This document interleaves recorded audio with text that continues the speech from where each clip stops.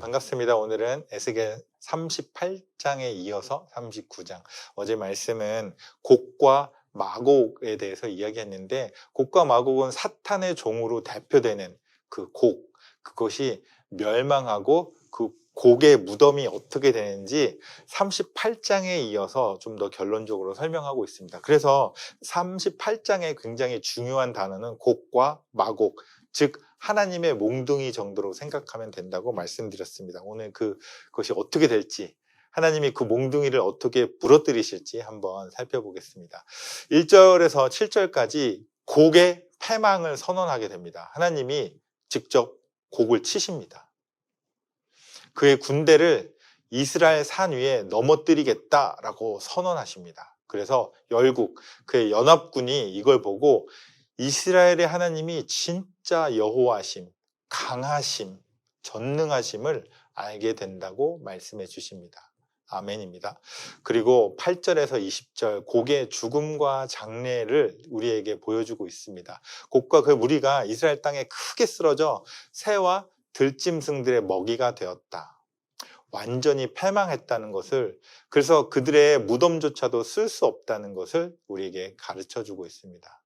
그리고 그 골짜기에 묻히게 되고 이스라엘이 7개월 동안 땅을 정결하게 하는 그 제사장의 역할을 하게 되며, 그리고 희생제사, 큰 잔치로 곡이 패망하였음을, 완전히 패망하였음을 묘사하고 있습니다. 그리고 그 다음에 이어서 곡이 망하였고 곡의 그 죽음과 장례가 이렇게 치러지게 되었는데, 그 다음 무엇이 등장할 것 같으세요?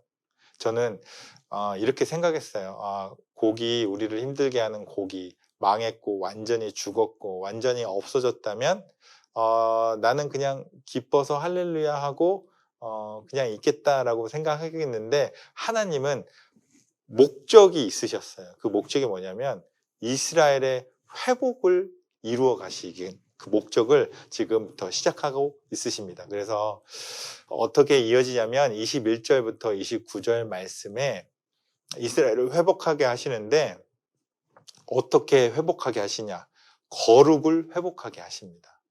이 사건을 통해서 하나님의 거룩하심을 알게 되고, 그리고 그 거룩의 가장 큰 걸림돌이 되었던 그 죄, 이 죄 때문에 자신들이 포로가 되었고, 그래서 이곳으로부터 깨닫게 됨으로 말미암아 자신들의 거룩함을 회복하는 그들의 삶이 되었습니다.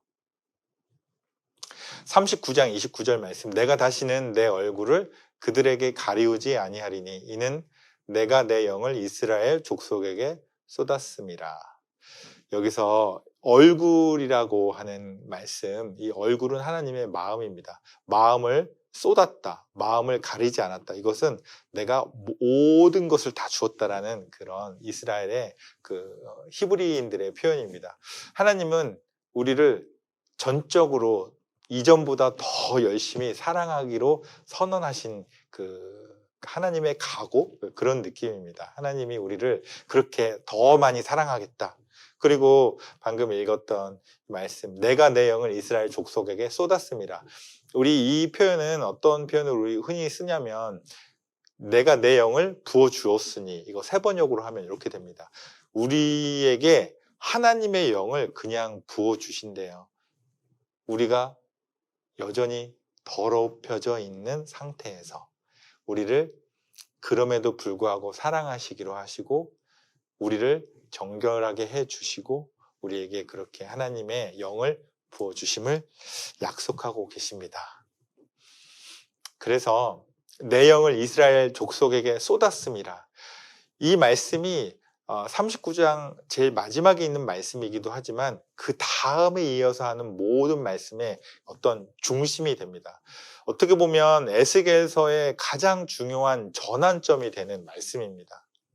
그 전까지는 이스라엘의 모든 죄와 모든 음란과 거짓과 잘못된 것을 쭉 나열하며 하나님의 심판의 말씀이 쭉 이어져 왔다면, 요 말씀을 기점으로 하나님이 어마어마한 회복의 말씀, 축복의 말씀을 우리에게 주고 계십니다. 어떤 회복의 전환점인가요? 내가 내 영을, 내가 내 마음을 내가 그냥 다 줄게. 내가 그냥 사랑해 줄게. 곡과 마곡의 심판으로 이스라엘을 회복시키는 것을 의미하고 있습니다. 좀 이상하죠. 심판은 우리가 받아야 되고 죽는 것도 우리가 죽어야 되고 장례도 우리가 치러야 되는데 우리가 당해야 되는데 곡과 마곡의 심판으로 우리는 하나님의 회복의 관계를 누리는 너무 귀한 말씀을 우리에게 주셨습니다.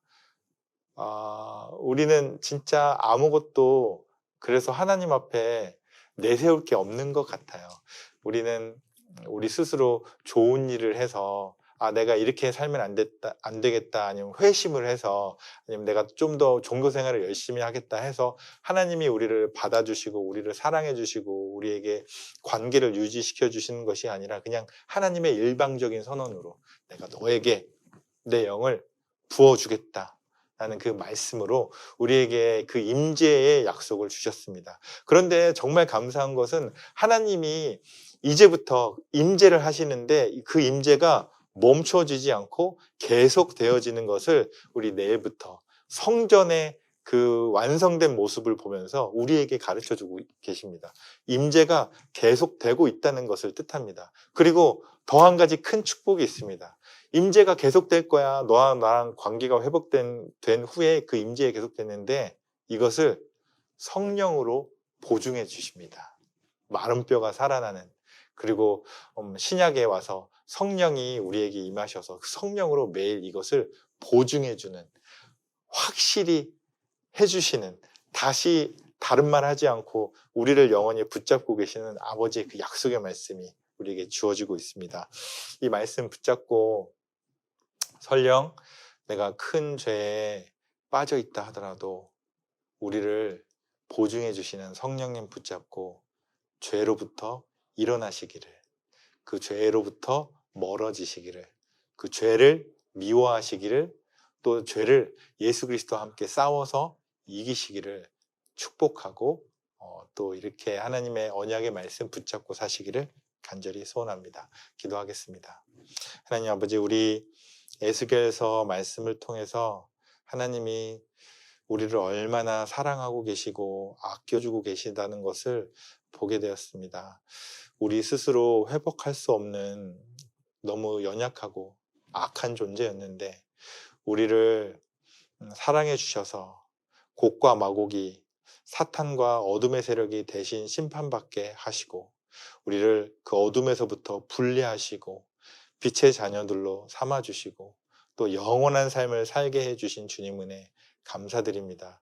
다시 어둠으로 돌아갈 수 없는 하나님의 자녀임을 기억합니다. 하나님의 온전한 존재임을 기억하오니 우리 오늘 하루도 아버지의 자녀로서 아버지의 자녀된 특권을 누리며 살아가게 하여 주시고 날마다 이 자녀의 특권을 보증해 주시는 우리 성령 하나님을 붙잡고 살아갈 수 있도록 도와주시고 역사하여 주시옵소서. 그렇게 이끄신 하나님 감사드리며 예수님의 이름으로 기도드립니다.